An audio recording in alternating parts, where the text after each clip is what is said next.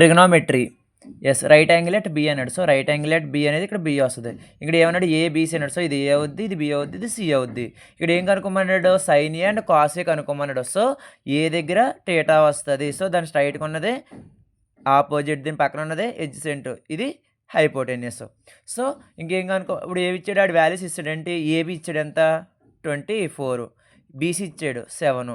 మనకి sine A cos A కనుక్కోవాలంటే 3 values తెలిసి ఉండాలి. సో, మూడో వాల్యూ తెలియాలంటే by using Pythagoras theorem. Pythagoras theorem అంటే ఏంటి హైపోటెన్యూస్ అంటే AC whole square is equals to side square AB whole square plus BC whole square. అప్పుడు థర్డ్ వాల్యూ వచ్చేస్తుంది.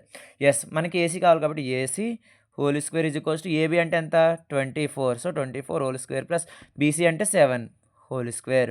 24 హోల్ స్క్వేర్ అంటే ఎంత 576. 7 హోల్ స్క్వేర్ అంటే ఎంత 49. Yes, AC whole square. So, AC whole square is equals to 576 plus 49 9 plus 6 5 4 plus so 4 plus 7 11 plus 1 2 625. Yes, AC whole square 625 వచ్చింది. So, మనకి AC కావాలి. So, AC is equals to square అవతల పంపితే root అయిపోతుంది 625.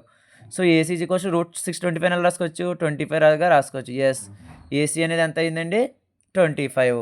So, దీని ద్వారా ఆటోమేటిక్గా sign A cos ఏ కనుక్కోవచ్చు కదా. ఎస్, సో సైన్ ఏ అనేది ఎంత ఏంటి ఆపోజిట్ బై హైపోటెన్యూస్. ఆపోజిట్ అంటే ఎంత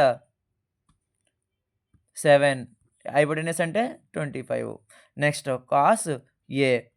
కాస్ ఏ అంటే ఏంటి adjacent side by hypotenuse. Adjacent అంటే ఎంత 24, హైపోటెన్యూస్ అంటే ఎంత 25. అంతే. ఇంకొక బిట్ ఉంటుంది, అది నెక్స్ట్ వీడియోలో చెప్పుకుందాం. ఓకేనా. Thank you.